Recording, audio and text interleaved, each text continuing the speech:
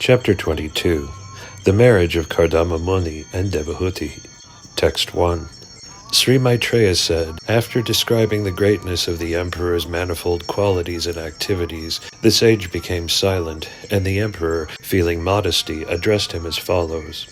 Text 2. Manu replied, to expand himself in Vedic knowledge, Lord Brahma, the personified Veda, from his face created you, the Brahmanas, who are full of austerity, knowledge, and mystic power, and are averse to sense gratification. Purport. The purpose of the Vedas is to propagate the transcendental knowledge of the Absolute Truth. The Brahmanas were created from the mouth of the Supreme Person, and therefore they are meant to spread the knowledge of the Vedas in order to spread the glories of the Lord. In Bhagavad Gita also, Lord Krishna says that all the Vedas are meant for understanding the Supreme Personality of Godhead. It is especially mentioned here, Yoga Yuktan Alampatan, that Brahmanas are full of mystic power and are completely averse to sense gratification. Actually, there are two kinds of occupations. One occupation in the material world is sense gratification, and the other occupation is spiritual activity, to satisfy the Lord by his glorification. Those who engage in sense gratification are called demons, and those who spread the glorification of the Lord or satisfy the transcendental senses of the Lord are called demigods. It is specifically mentioned here that the Brahmanas are created from the face of the cosmic personality, or Virat Purusha. Similarly, the Kshatriyas are said to be created from his arms, the Vaishyas are created from his waist, and the Sudras are created from his legs. Brahmanas are especially meant for austerity, learning, and knowledge, and are averse to all kinds of sense gratification. Text 3. For the protection of the Brahmanas, the thousand-legged Supreme Being created us, the Kshatriyas, from his 1,000 arms. Hence the Brahmanas are said to be his heart, and the Kshatriyas his arms. Purport. Kshatriyas are specifically meant to maintain the Brahmanas, because if the Brahmanas are protected, then the head of civilization is protected. Brahmanas are supposed to be the head of the social body. If the head is clear and has not gone mad, then everything is in proper position. The Lord is described thus, Namo Brahmanya Devaya Go Brahmana Hitaya Cha. The purport of this prayer is that the Lord specifically protects the Brahmanas and the cows, and then he protects all other members of society, Jagaditaya. It is his will that universal welfare work depends on the protection of cows and Brahmanas. Thus, Brahminical culture and cow protection are the basic principles for human civilization. Kshatriyas are especially meant to protect the Brahmanas, as is the supreme will of the Lord. Go Brahmana Hitaya Cha. As within the body, the heart is a very important part, so the Brahmanas are also the important element in human society. The Kshatriyas are more like the whole body. Even though the whole body is bigger than the heart is more important. Text 4. That is why the Brahmanas and Kshatriyas protect each other as well as themselves, and the Lord himself, who is both the cause and effect, and is yet immutable, protects them through each other. Purport.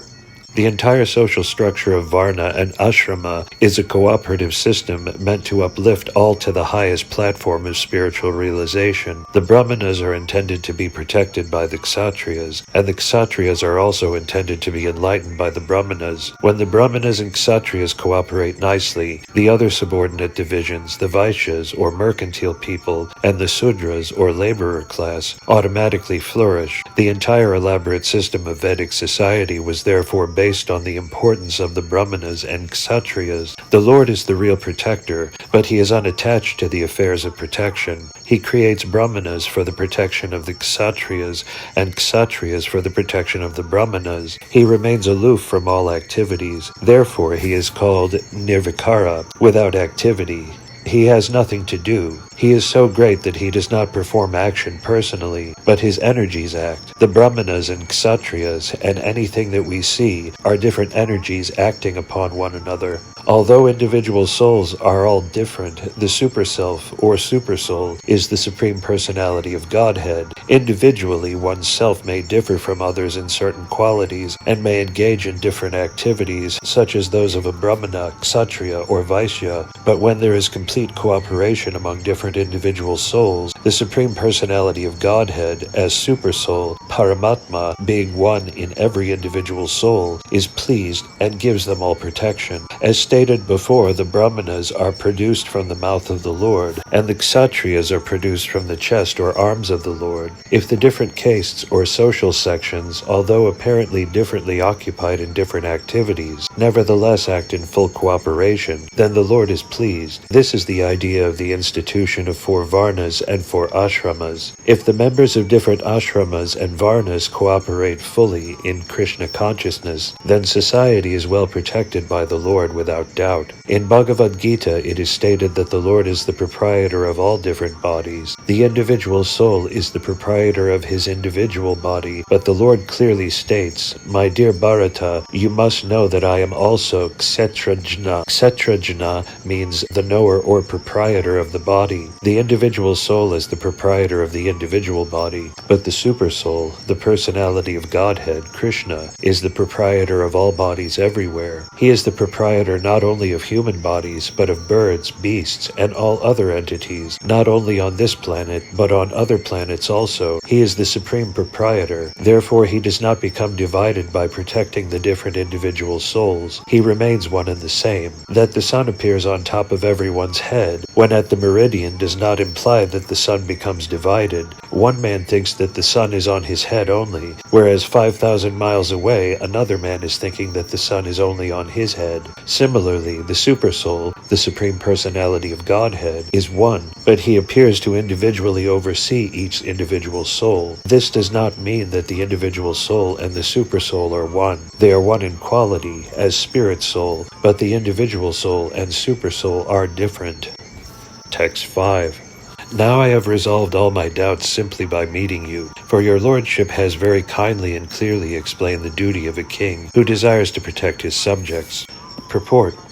Manu described herewith the result of seeing a great saintly person. Lord Chaitanya says that one should always try to associate with saintly persons, because if one establishes a proper association with a saintly person, even for a moment, one attains all perfection. Somehow or other, if one meets a saintly person and achieves his favor, then the entire mission of one's human life is fulfilled. In our personal experience, we have actual proof of this statement of Manu.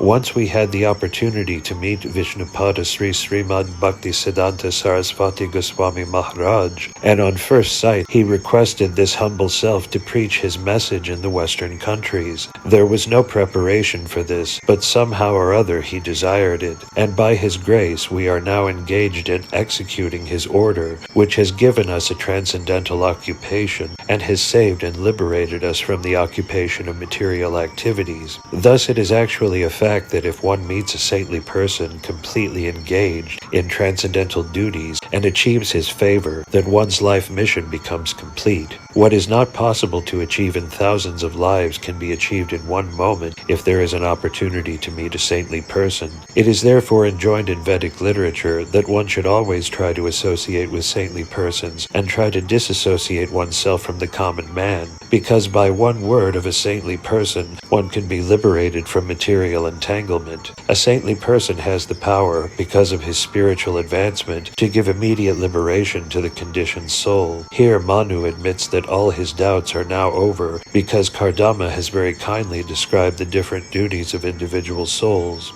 Text 6. It is my good fortune that I have been able to see you, for you cannot be easily seen by persons who have not subdued the mind or controlled the senses. I am all the more fortunate to have touched with my head the blessed dust of your feet. Purport.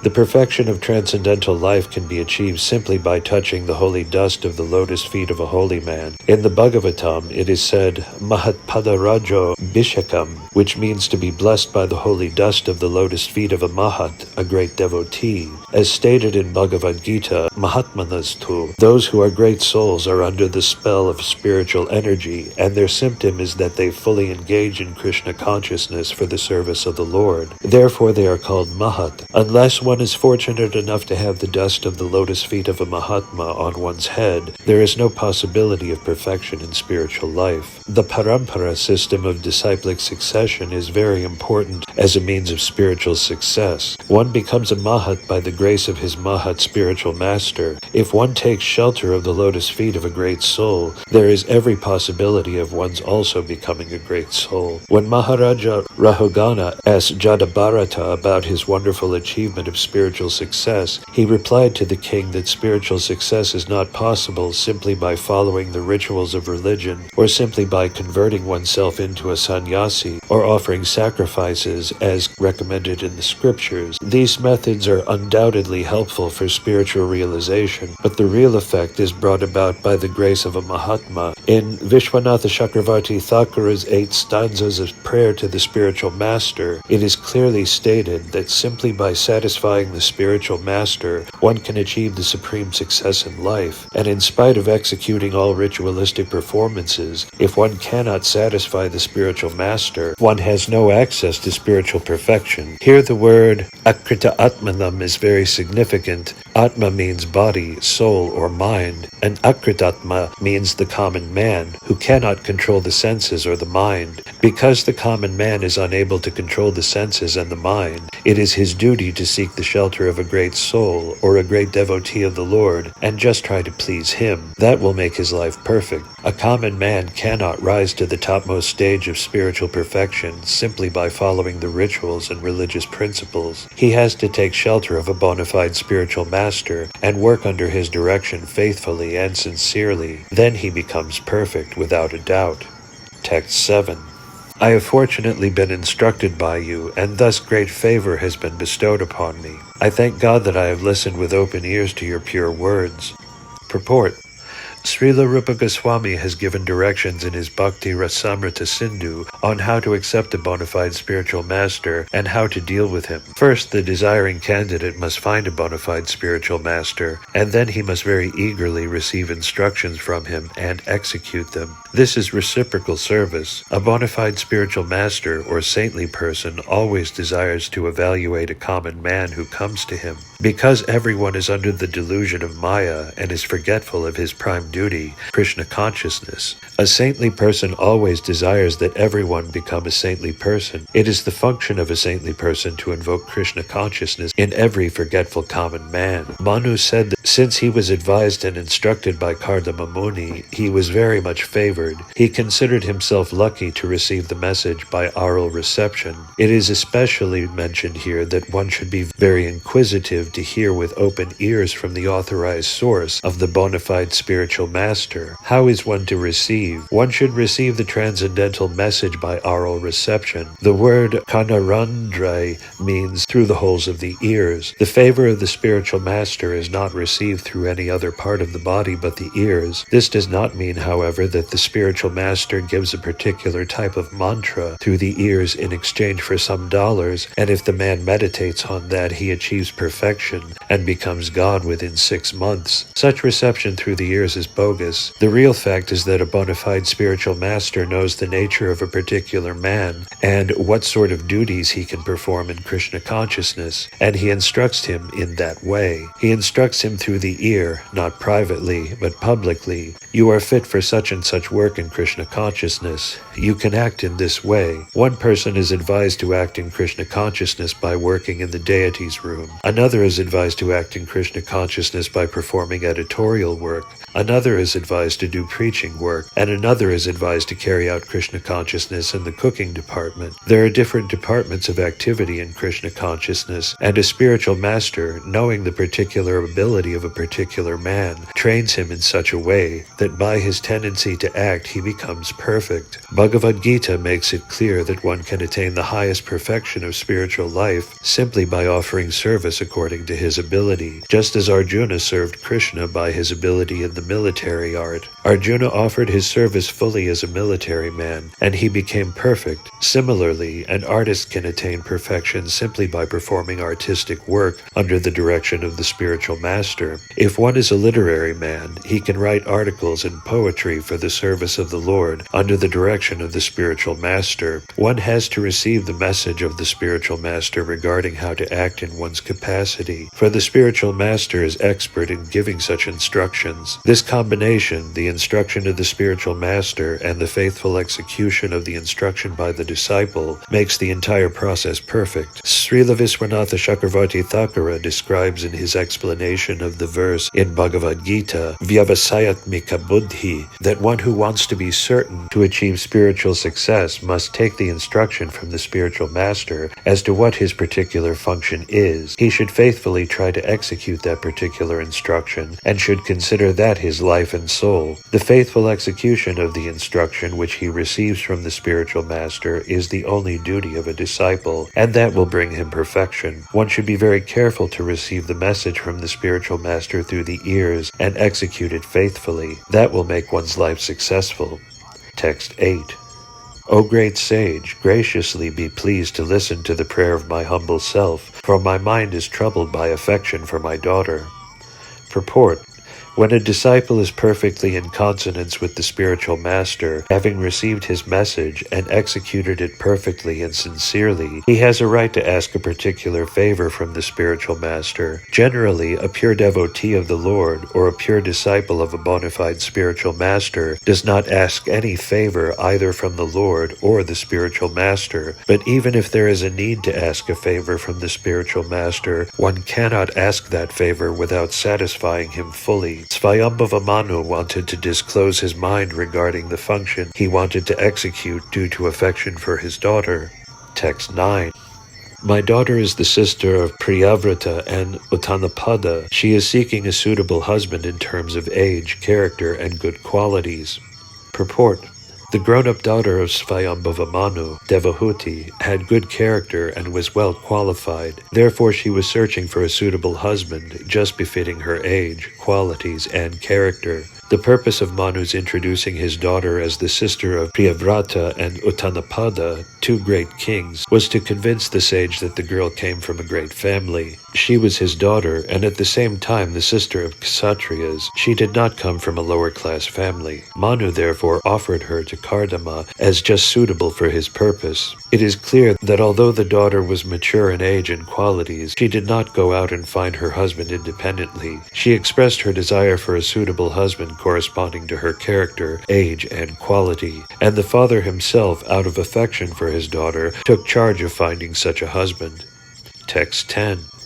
The moment she heard from the sage Narada of your noble character, learning, beautiful appearance, youth, and other virtues, she fixed her mind upon you. Purport.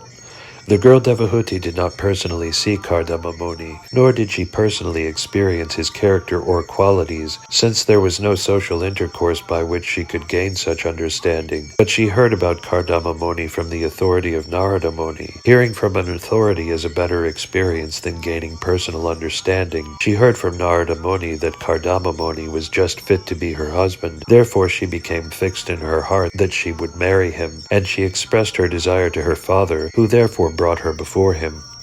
Text 11. Therefore please accept her, O chief of the Brahmanas, for I offer her with faith, and she is in every respect fit to be your wife, and take charge of your household duties. Purport. The words grihamedishu karmashu mean in household duties. Another word is also used here, sarvatmananurupam. The purport is that a wife should not only be equal to her husband in age, character, and qualities, but must be helpful to him in his household duties. The household duty of a man is not to satisfy his sense gratification, but to remain with a wife and children, and at the same time attain advancement in spiritual life. One who does not do so is not a householder, but a grihamedi. Two words are used in Sanskrit literature. One is grihastha, and the other is grihamedi. The difference between grihamedi and grihastha Grihastha is that Grihastha is also an ashrama or spiritual order, but if one simply satisfies his senses as a householder, then he is a Grihamedi. For a Grihamedi, to accept a wife means to satisfy the senses, but for a Grihastha, a qualified wife is an assistant in every respect for advancement in spiritual activities. It is the duty of the wife to take charge of household affairs and not to compete with the husband. A wife is meant to help, but she cannot help her husband unless he is completely equal to her in age, character, and quality. Text 12. To deny an offering that has come of itself is not commendable, even for one absolutely free from all attachment, much less one addicted to sensual pleasure. Purport. In material life, everyone is desirous of sense gratification. Therefore, a person who gets an object of sense gratification without endeavor should not refuse to accept it. Kardama Muni was not meant for sense gratification, yet he aspired to marry and prayed to the Lord for a suitable wife. This was known to Swayambhava Manu. He indirectly convinced Kardama Muni, "You desire a suitable wife like my daughter, and she is now present before you. You should not reject the fulfillment of your prayer. You should accept my daughter." Text 13. One who rejects an offering that comes of its own accord, but later begs a boon from a miser, thus loses his widespread reputation, and his pride is humbled by the neglectful behavior of others. Purport. The general procedure of Vedic marriage is that a father offers his daughter to a suitable boy. That is a very respectable marriage. A boy should not go to the girl's father and ask for the hand of his daughter in marriage. That is considered to be humbling one's respectable position. Swayambhava Manu wanted to convince Kardama Muni, since he knew that the sage wanted to marry a suitable girl. "I am offering just such a suitable wife. Do not reject the offer, or else, because you are in need of a wife, you will have to ask for such a wife from someone else who may not behave with you so well. In that case, your position will be humbled." Another feature of this incident is that Swayambhava Manu was the emperor, but he went to offer his qualified daughter to a poor brahmana. Kardama Muni had no worldly possessions. He was a hermit living in the forest, but he was advanced in culture. Therefore, in offering one's daughter to a person, the culture and quality are counted as prominent, not wealth or any other material consideration. Text 14. Swayambhava Manu continued, "O wise man, I heard that you were prepared to marry. Please accept her hand, which is being offered to you by me, since you have not taken a vow of perpetual celibacy." Purport. The principle of brahmacharya is celibacy. There are two kinds of brahmacharis. One is called Naistika brahmachari, which means one who takes a vow of celibacy for his whole life, whereas the other, the Upakurvana brahmachari, is a brahmachari who takes the vow of celibacy up to a certain age. For example, he may take the vow to remain celibate up to 25 years of age. Then, with the permission of his spiritual master, he enters married life. Brahmacharya is student life, the beginning of life in the spiritual orders, and the principle of brahmacharya is celibacy. Only a householder can indulge in sense gratification or sex life, not a brahmachari. Swayambhava Manu requested Kardama Muni to accept his daughter, since Kardama had not taken the vow of Naistika brahmacharya. He was willing to marry, and the suitable daughter of a high royal family was presented. Text 15. The great sage replied, "Certainly I have a desire to marry, and your daughter has not yet married or given her word to anyone. Therefore our marriage according to the Vedic system can take place." Purport. There were many considerations by Kardama Muni before accepting the daughter of Swayambhava Manu. Most important is that Devahuti had first of all fixed her mind on marrying him. She did not choose to have any other man as her husband. That is a great consideration because female psychology dictates that when a woman offers her heart to a man for the first time, it is very difficult for her to take it back. Also, she had not married before. She was a virgin girl. All these considerations convinced Kardama Muni to accept her. Therefore he said, "Yes, I shall accept your daughter under religious regulations of marriage." There are different kinds of marriages, of which the first-class marriage is held by inviting a suitable bridegroom for the daughter and giving her in charity, well-dressed and well-decorated with ornaments, along with a dowry according to the means of the father. There are other kinds of marriage, such as Gandharva marriage and the marriage by love, which are also accepted as marriage. Even if one is forcibly kidnapped and later on accepted as a wife, that is also accepted. But Kardama Muni accepted the first-class way of marriage because the father was willing and the daughter was qualified. She had never offered her heart to anyone else. All these considerations made Kardama Muni agree to accept the daughter of Swayambhava Manu. Text 16. Let your daughter's desire for marriage, which is recognized in the Vedic scriptures, be fulfilled. Who would not accept her hand? She is so beautiful that by her bodily luster alone, she excels the beauty of her ornaments. Purport. Kardama Muni wanted to marry Devahuti in the recognized manner of marriage prescribed in the scriptures. As stated in the Vedic scriptures, the first-class process is to call the bridegroom to the home of the bride and hand her to him in charity, with a dowry of necessary ornaments, gold, furniture, and other household paraphernalia. This form of marriage is prevalent among higher-class Hindus even today, and is declared in the Shastras to confer great religious merit on the bride's father. To give a daughter in charity to a suitable son-in-law is considered to be one of the pious activities of a householder. There are 8 forms of marriage mentioned in the scripture Manusimriti, but only one process of marriage, Brahma or Rajasika marriage, is now current. Other kinds of marriage, by love, by exchange of garlands, or by kidnapping the bride, are now forbidden in this Kali age. Formerly, Kshatriyas would, at their pleasure, kidnap a princess from another royal house, and there would be a fight between the Kshatriya and the girl's family. Then, if the kidnapper was the winner, the girl would be offered to him for marriage. Even Krishna married Rukmini by this process, and some of his sons and grandsons also married by kidnapping. Krishna's grandsons kidnapped Duryodhana's daughter, which caused a fight between the Kuru and Yadu families. Afterward, an adjustment was made by the elderly members of the Kuru family. Such marriages were current in bygone ages, but at the present moment they are impossible because the strict principles of Kshatriya life have practically been abolished. Since India has become dependent on foreign countries, the particular influences of her social orders have been lost. Now, according to the scriptures, everyone is a Sudra. The so-called Brahmanas, Kshatriyas, and Vaishyas have forgotten their traditional activities, and in the absence of these activities, they are called Sudras. It is said in the scriptures, Kala Sudra Sambhava. In the age of Kali, everyone will be like Sudras. The traditional social customs are not followed in this age, although formerly they were followed strictly. Text 17. I have heard that Vishvavashu, the great Gandharva, his mind stupefied with infatuation, fell from his airplane after seeing your daughter playing with a ball on the roof of the palace, for she was indeed beautiful with her tinkling ankle bells and her eyes moving to and fro. Purport.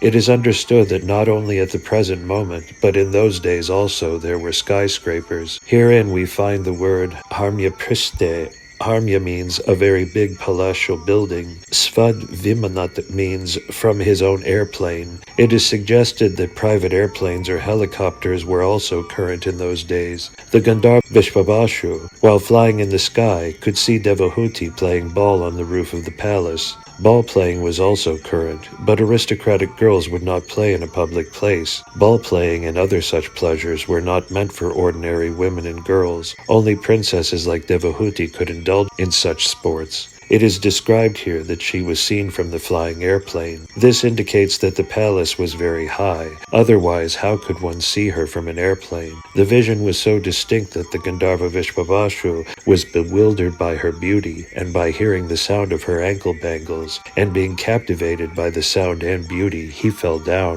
Kardama Muni mentioned the incident as he had heard it. Text 18. What wise man would not welcome her, the very ornament of womanhood, the beloved daughter of Swayambhava Manu and sister of Uttanapada? Those who have not worshipped the gracious feet of the goddess of fortune cannot even perceive her, yet she has come of her own accord to seek my hand. Purport. Kardama Muni praised the beauty and qualification of Devahuti in different ways. Devahuti was actually the ornament of all ornamented beautiful girls. A girl becomes beautiful by putting ornaments on her body, but Devahuti was more beautiful than the ornaments. She was considered the ornament of the ornamented beautiful girls. Demigods and Gandharvas were attracted by her beauty. Kardamamoni, although a great sage, was not a denizen of the heavenly planets, but it is mentioned in the previous verse that Vishwavashu, who came from heaven, was also attracted by the beauty of Devahuti. Besides her personal beauty, she was the daughter of Emperor Svayambhava and sister of King Utanapada. Who could refuse the hand of such a girl? Text 19. Therefore I shall accept this chaste girl as my wife, on the condition that after she bears semen from my body, I shall accept the life of devotional service accepted by the most perfect human beings. That process was described by Lord Vishnu. It is free from envy. Purport.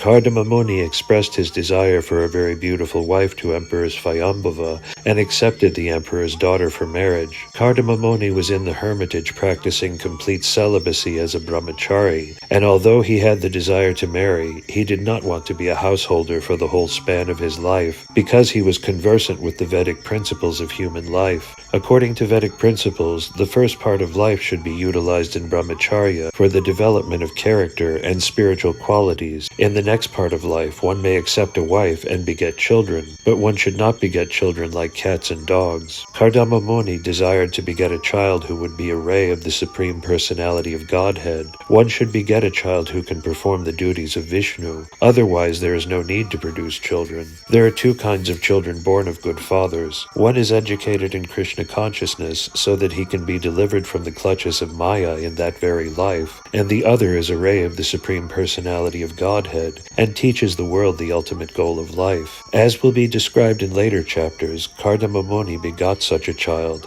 Kapila, the incarnation of the personality of Godhead, who enunciated the philosophy of Sankhya. Great householders pray to God to send his representative so that there may be an auspicious movement in human society. This is one reason to beget a child. Another reason is that a highly enlightened parent can train a child in Krishna consciousness so that the child will not have to come back again to this miserable world. Parents should see to it that the child born of them does not enter the womb of a mother again. Unless one can train a child for liberation in that life, there is no need to marry or produce children. If human society produces children like cats and dogs for the disturbance of social order, then the world becomes hellish, as it has in this age of Kali. In this age, neither parents nor their children are trained. Both are animalistic and simply eat, sleep, mate, defend, and gratify their senses. This disorder in social life cannot bring peace to human society. Kardamamuni explains beforehand that he would not associate with the girl Devahuti for the whole duration of his life. He would simply associate with her until she had a child. In other words, sex life should be utilized only to produce a nice child, not for any other purpose. Human life is especially meant for complete devotion to the service of the Lord. That is the philosophy of Lord Chaitanya. After fulfilling his responsibility to produce a nice child, one should take sannyasa and engage in the perfectional Paramahamsa stage.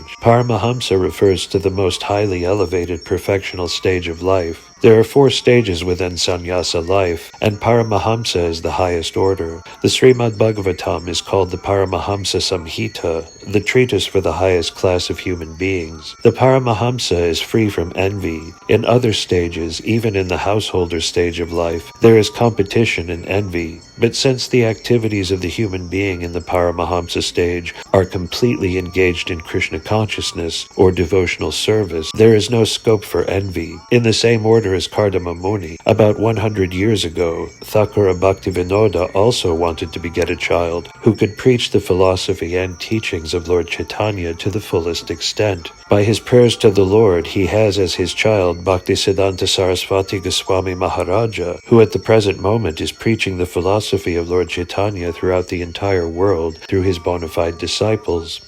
Text 20. The highest authority for me is the unlimited Supreme Personality of Godhead, from whom this wonderful creation emanates, and in whom its sustenance and dissolution rest. He is the origin of all Prajapatis, the personalities meant to produce living entities in this world. Purport. Kardamamuni was ordered by his father Prajapati to produce children. In the beginning of creation, the Prajapatis were meant to produce the large population which was to reside in the planets of the gigantic universe. But Kardama Muni said that although his father was Prajapati, who desired him to produce children, actually his origin was the Supreme Personality of Godhead, Vishnu, because Vishnu is the origin of everything. He is the actual creator of this universe. He is the actual maintainer, and when everything is annihilated, it rests in him only. That is the conclusion of Srimad Bhagavatam. For creation, maintenance, and annihilation, there are the three deities, Brahma, Vishnu, and Maheshvara, Shiva. But Brahma and Maheshvara are qualitative expansions of Vishnu. Vishnu is the central figure. Vishnu therefore takes charge of maintenance. No one can maintain the whole creation but he. There are innumerable entities, and they have innumerable demands. No one but Vishnu can fulfill the innumerable demands of all the innumerable living entities. Brahma is ordered to create, and Shiva is ordered to annihilate. The middle function, maintenance, is taken charge of by Vishnu. Kardama Muni knew very well by his power and progressive spiritual life that Vishnu, the personality of Godhead, was his worshipable deity. Whatever Vishnu desired was his duty and nothing else. He was not prepared to beget a number of children. He would beget only one child, who would help the mission of Vishnu. As stated in Bhagavad Gita, whenever there is a discrepancy in the discharge of religious principles, the Lord descends on the surface of the earth to protect religious principles and to annihilate the miscreants. Marrying and begetting a child is considered to liquidate one's debts to the family in which one is born. There are many debts which are imposed upon a child just after his birth. There are debts to the family in which one is born, debts to the demigods, debts to the pitas, debts to the rishis, etc. But if someone engages only in the service of the Supreme Lord, the personality of Godhead, who is actually worshipable, then even without trying to liquidate other debts, one becomes free from all obligations. Kardama Muni preferred to devote his life as a servant of the Lord in Paramahamsa knowledge, and to beget a child only for that purpose, not to beget numberless children to fill up the vacancies in the universe. Text 21. Sri Maitreya said, O great warrior Vidura, the sage Kardama said this much only, and then became silent, thinking of his worshipable Lord Vishnu, who has a lotus on his navel. As he silently smiled, his face captured the mind of Devahuti, who began to meditate upon the great sage. Purport. It appears that Kardama Muni was fully absorbed in Krishna consciousness, because as soon as he became silent, he at once began to think of Lord Vishnu. That is the way of Krishna consciousness. Pure devotees are so absorbed in thought of Krishna that they have no other engagement. Although they may seem to think or act otherwise, they are always thinking of Krishna. The smile of such a Krishna-conscious person is so attractive that simply by smiling he wins so many admirers, disciples, and followers. Text 22. After having unmistakably known the decision of the queen, as well as that of Devahuti, the emperor most gladly gave his daughter to the sage, whose host of virtues was equaled by hers. Text 23. Empress Satarupa lovingly gave most valuable presents suitable for the occasion, such as jewelry, clothes, and household articles, in dowry to the bride and bridegroom. Purport. The custom of giving one's daughter in charity with a dowry is still current in India. The gifts are given according to the position of the father of the bride. Paribaran Mahadanan means the dowry which must be awarded to the bridegroom at the time of marriage. Here, Mahadanan means greatly valuable gifts befitting the dowry of an empress. The words Bhushavasa, Parichidan also appear here. Bhusha means ornaments, Vasa means clothing, and Parichidan means various household articles. All things befitting the marriage ceremony of an emperor's daughter were awarded to Kardama Muni, who was until now observing celibacy as a brahmachari. The bride, Devahuti, was very richly dressed with ornaments and clothing. In this way, Kardama Muni was married with full opulence to a qualified wife, and was endowed with the necessary paraphernalia for household life. In the Vedic way of marriage, such a dowry is still given to the bridegroom by the father of the bride. Even in poverty-stricken India, there are marriages where hundreds and thousands of rupees are spent for a dowry. The dowry system is not illegal, as some have tried to prove. The dowry is a gift given to the daughter by the father to show goodwill, and it is compulsory. In rare cases where the father is completely unable to give a dowry, it is enjoined that he must at least give a fruit and a flower. As stated in Bhagavad Gita, God can also be pleased even by a fruit and a flower. When there is financial inability and no question of accumulating a dowry by another means, one can give a fruit and flower for the satisfaction of the bridegroom. Text 24. Thus relieved by his responsibility, by handing over his daughter to a suitable man, Swayambhava Manu, his mind agitated by feelings of separation, embraced his affectionate daughter with both his arms.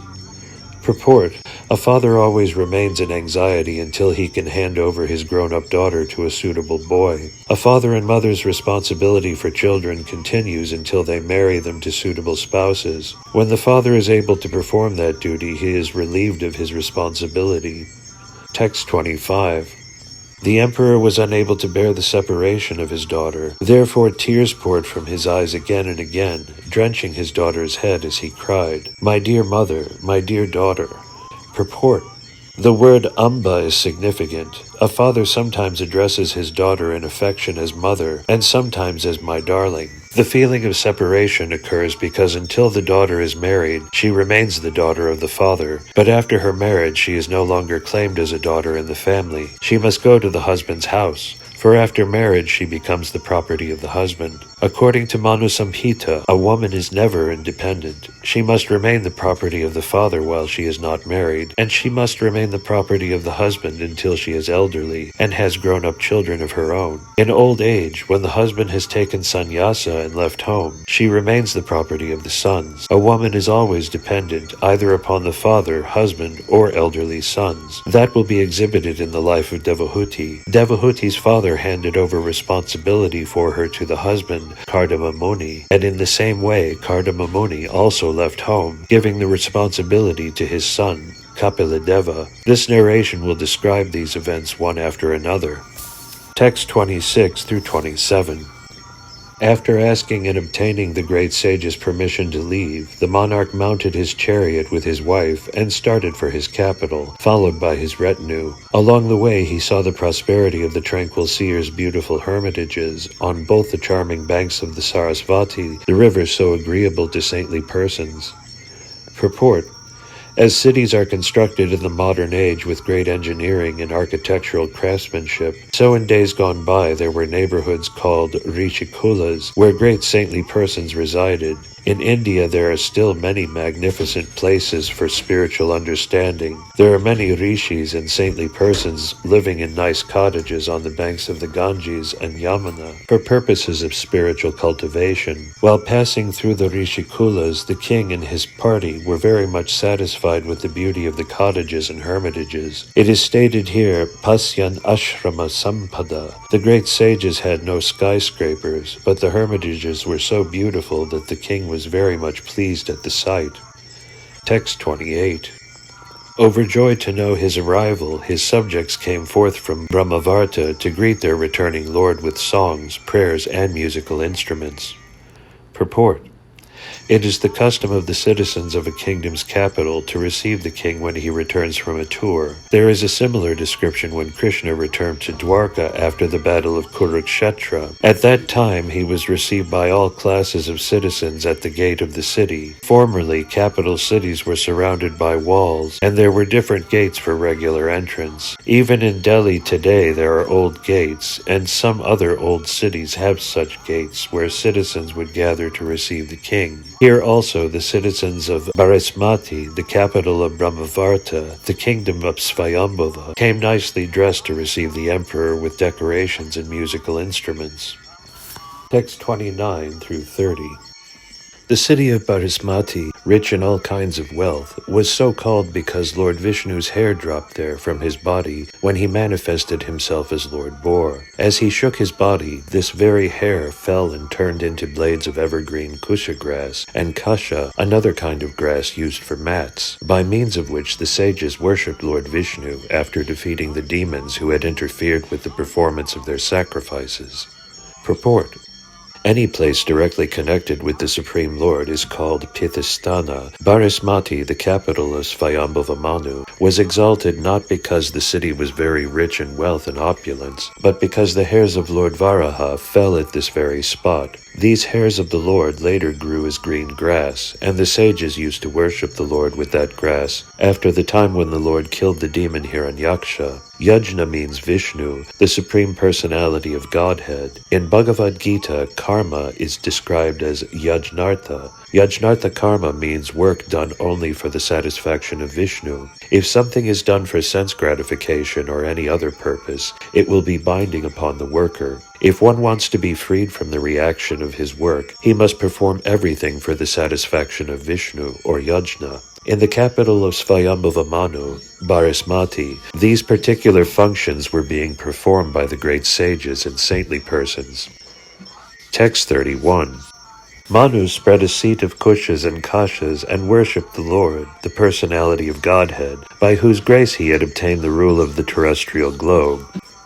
Purport: Manu is the father of mankind, and therefore from Manu comes the word man, or in Sanskrit Manushya. Those who are in a better position in the world, having sufficient wealth, should especially take lessons from Manu, who acknowledged his kingdom and opulence to be gifts from the Supreme Personality of Godhead, and thus always engaged in devotional service. Similarly, the descendants of Manu, or human beings, especially those who are situated in a well-to-do condition, must consider that whatever riches they have are gifts from the Supreme Personality of Godhead. Those riches should be utilized for the service of the Lord in sacrifices performed to please Him. That is the way of utilizing wealth and opulence. No one can achieve wealth, opulence, good birth, a beautiful body, or nice education without the mercy of the Supreme Lord. Therefore, those who are in possession of such valuable facilities must acknowledge their gratefulness to the Lord by worshiping Him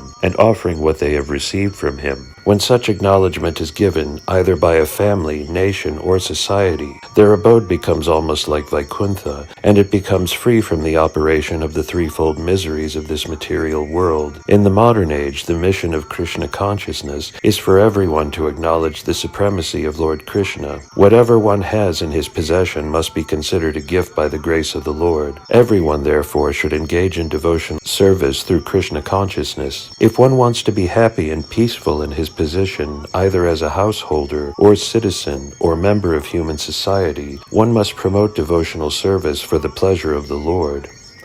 Text 32. Having entered the city of Barismati, in which he had previously lived, Manu entered his palace, which was filled with an atmosphere that eradicated the three miseries of material existence.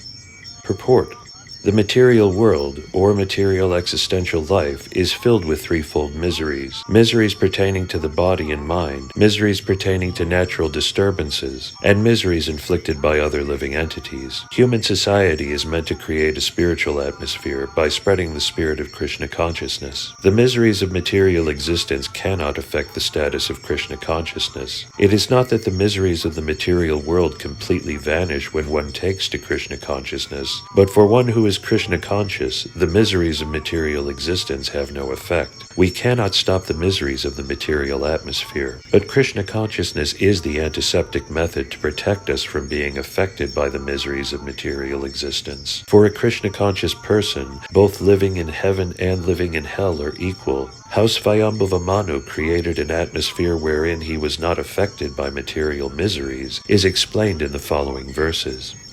Text 33.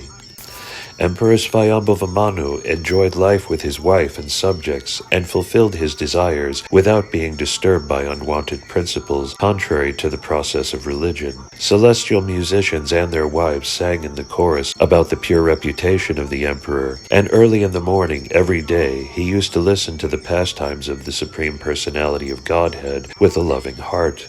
Purport: Human society is actually meant for realization of perfection in Krishna consciousness. There is no restriction against living with a wife and children, but life should be so conducted that one may not go against the principles of religion, economic development, regulated sense enjoyment, and ultimately liberation from material existence. The Vedic principles are designed in such a way that the conditioned souls who have come to this material existence may be guided in fulfilling their material desires, and at the same time be liberated and go back to Godhead, back home. It is understood that Emperor Swayambhava Manu enjoyed his household life by following these principles. It is stated here that early in the morning there were musicians who used to sing with musical instruments about the glories of the Lord, and the emperor, with his family, personally used to hear about the pastimes of the Supreme Person. This custom is still prevalent in India in some of the royal families and temples. Professional musicians sing with sanais, and the sleeping members of the house gradually get up from their beds in a pleasing atmosphere. During bedtime also, the singers sing songs in relationship with the pastimes of the Lord, with sanai accompaniment, and the householders gradually fall asleep,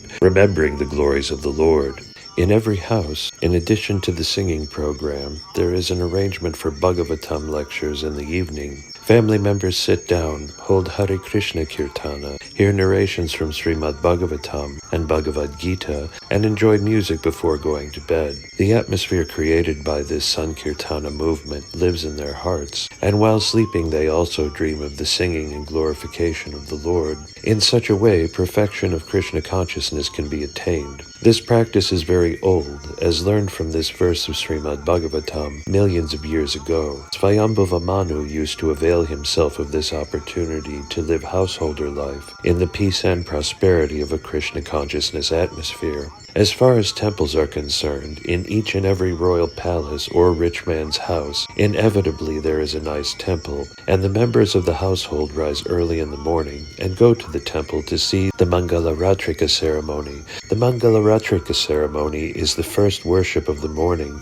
In the Aratrika ceremony, a light is offered in circles before the deities, as are a conch shell and flowers and a fan. The Lord is supposed to rise early in the morning and take some light refreshment and give audience to the devotees. The devotees then go back to the house or sing the glories of the Lord in the temple. The early morning ceremony still takes place in Indian temples and palaces. Temples are meant for the assembly of the general public.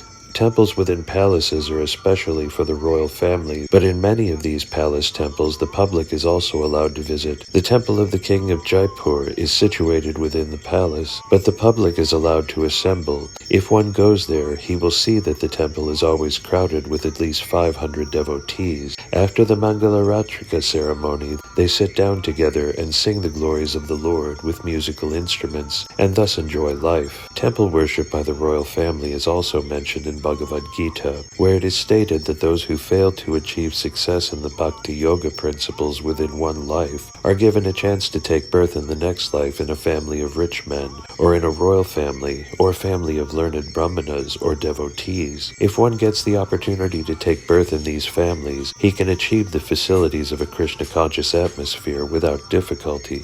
A child born in that Krishna atmosphere is sure to develop Krishna consciousness. The perfection which he failed to attain in his last life is again offered in this life, and he can make himself perfect without fail.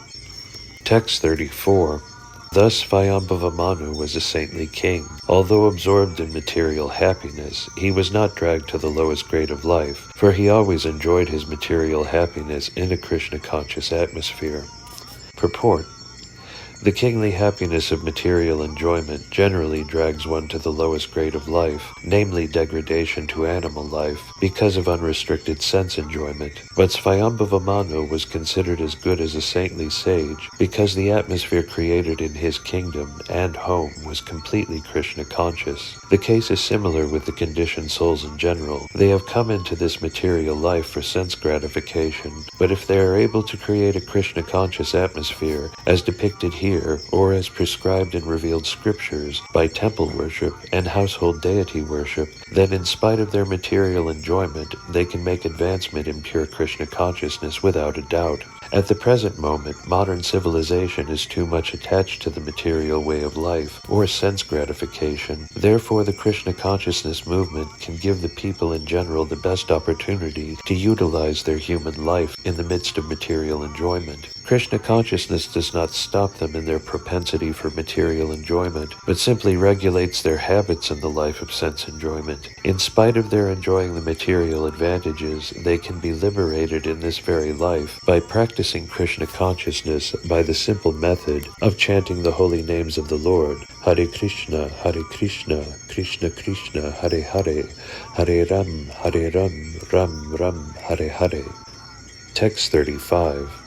Consequently, although his duration of life gradually came to an end, his long life, consisting of a Manvantara era, was not spent in vain, since he ever engaged in hearing, contemplating, writing down, and chanting the pastimes of the Lord.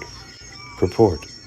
As freshly prepared food is very tasteful, but if kept for 3 or 4 hours becomes stale and tasteless, so the existence of material enjoyment can endure as long as life is fresh. But at the fag end of life, everything becomes tasteless, and everything appears to be vain and painful. The life of Emperor Swayambhava Manu, however, was not tasteless. As he grew older, his life remained as fresh as in the beginning because of his continued Krishna consciousness. The life of a man in Krishna consciousness is always fresh. It is said that the sun rises in the morning and sets in the evening, and its business is to reduce the duration of everyone's life. But the sunrise and sunset cannot diminish the life of one who engages in Krishna consciousness. Swayambhava Manu's life did not become stale after some time, for he engaged himself always in chanting about and meditating upon Lord Vishnu. He was the greatest yogi because he never wasted his time. It is especially mentioned here, Vishnu Purvato Bruvata Katta.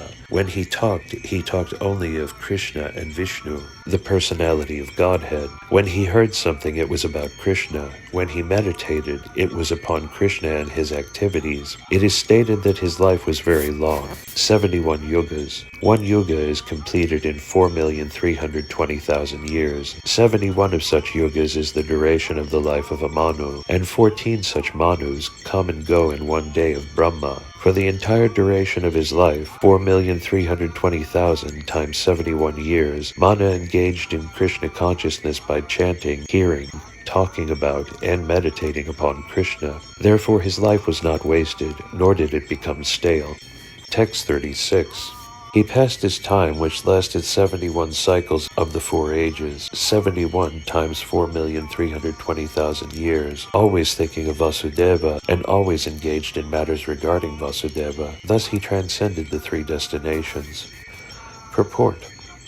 The 3 destinations are meant for persons who are under the control of the 3 modes of material nature. These destinations are sometimes described as the awakened, dreaming, and unconscious stages. In Bhagavad Gita, the 3 destinations are described as the destinations of persons in the modes of goodness, passion, and ignorance. It is stated in the Gita that those who are in the mode of goodness are promoted to better living conditions in higher planets, and those who are in the mode of passion remain within this material world on the earth or on heavenly planets. But those who are in the mode of ignorance are degraded to an animal life on planets where life is lower than human. But one who is Krishna conscious is above these 3 modes of material nature. It is stated in Bhagavad Gita that anyone who engages in devotional service to the Lord automatically becomes transcendental to the 3 destinations of material nature and is situated in the Brahmabhuta, or self-realized stage. Although Swayambhava Manu, the ruler of this material world, appeared to be absorbed in material happiness, he was neither in the mode of goodness nor in the modes of passion or ignorance, but in the transcendental stage. Therefore, one who fully engages in devotional service is always liberated.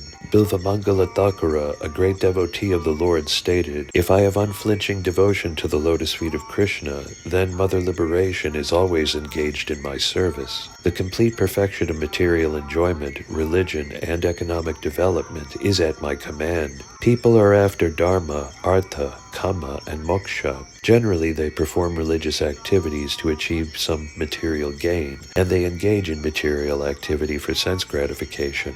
After being frustrated in material sense gratification, one wants to be liberated and become one with the absolute truth. These four principles form the transcendental path for the less intelligent. Those who are actually intelligent engage in Krishna consciousness, not caring for these four principles of the transcendental method. They at once elevate themselves to the transcendental platform, which is above liberation. Liberation is not a very great achievement for a devotee, to say nothing of the results of ritualistic performances in religion, economic development, or the materialistic life of sense gratification. Devotees do not care for these. They are situated always on the transcendental platform of the Brahma Bhuta stage of self-realization.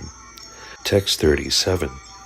Therefore, O Vidura, how can persons completely under the shelter of Lord Krishna in devotional service be put into miseries pertaining to the body, the mind, nature, and other men and living creatures?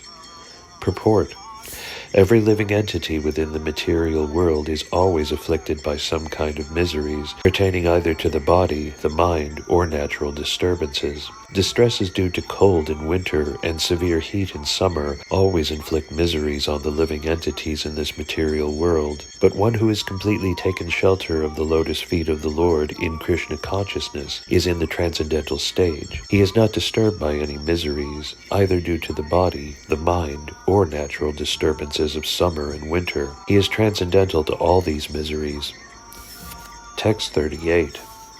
In reply to questions asked by certain sages, he, Svayambhava Manu, out of compassion for all living entities, taught the diverse sacred duties of men in general and the different varnas and ashramas. Text 39. I have spoken to you of the wonderful character of Svayambhava Manu, the original king, whose reputation is worthy of description. Please hear as I speak of the flourishing of his daughter Devahuti. Thus end the Bhaktivedanta Purports of the 3rd Canto, 22nd chapter of the Srimad Bhagavatam, entitled The Marriage of Kardama Muni and Devahuti. Chapter 23. Devahuti's Lamentation. Maitreya continued, after the departure of her parents, the chaste woman Devahuti, who could understand the desires of her husband, served him constantly with great love, as Bhavani, the wife of Lord Shiva, serves her husband. Purport. The specific example of Bhavani is very significant. Bhavani means the wife of Bhava, or Lord Shiva. Bhavani, or Parvati, the daughter of the king of the Himalayas, selected Lord Shiva, who appears to be just like a beggar, as her husband. In spite of her being a princess, she undertook all kinds of tribulations to associate with Lord Shiva, who did not even have a house, but was sitting underneath the trees and passing his time in meditation. Although Bhavani was the daughter of a very great king, she used to serve Lord Shiva just like a poor woman. Similarly, Devahuti was the daughter of an emperor, Svayambhava Manu, yet she preferred to accept Kardama Muni as her husband. She served him with great love and affection, and she knew how to please him. Therefore she is designated here as Sadhvi, which means a chaste, faithful wife. Her rare example is the ideal of Vedic civilization. Every woman is expected to be as good and chaste as Devahuti, or Bhavani. Today in Hindu society, unmarried girls are still taught to worship Lord Shiva with the idea that they may get husbands like him. Lord Shiva is the ideal husband, not in the sense of riches or sense gratification, but because he is the greatest of all devotees. Vaishnavam Yata Shambho, or Lord Shiva, is the ideal Vaishnava. He constantly meditates upon Lord Ram and chants Hare Ram, Ram Ram, Hare Hare. Lord Shiva has a Vaishnava Sampradaya, which is called the Vishnu Swami Sampradaya. Unmarried girls worship Lord Shiva so that they can expect a husband who is as good a Vaishnava as he. The girls are not taught to select a husband who is very rich or very opulent for material sense gratification. Rather, if a girl is fortunate enough to get a husband as good as Lord Shiva in devotional service, then her life becomes perfect. The wife is dependent on the husband, and if the husband is a Vaishnava, then naturally she shares the devotional service of the husband because she renders him service. This reciprocation of service and love between husband and wife is the ideal of a householder's life. Text 2. O Vidura, Devahuti served her husband with intimacy and great respect, with control of the senses, with love and with sweet words. Purport. Here 2 words are very significant. Devahuti served her husband in 2 ways, Vishrambhana and Garavana. These are 2 important processes in serving the husband or the Supreme Personality of Godhead. Vishrambhana means with intimacy, and Garavana means with great reverence. The husband is a very intimate friend. Therefore, the wife must render service just like an intimate friend, and at the same time she must understand that the husband is superior in position, and thus she must offer him all respect. A man's psychology and woman's psychology are different. As constituted by bodily frame, a man always wants to be superior to his wife, and a woman, as bodily constituted, is naturally inferior to her husband. Thus the natural instinct is that the husband wants to post himself as superior to the wife, and this must be observed. Even if there is some wrong on the part of the husband, the wife must tolerate it, and thus there will be no misunderstanding between husband and wife. Vishrambhana means with intimacy, but it must not be familiarity that breeds contempt. According to the Vedic civilization, a wife cannot call her husband by name. In the present civilization, the wife calls her husband by name,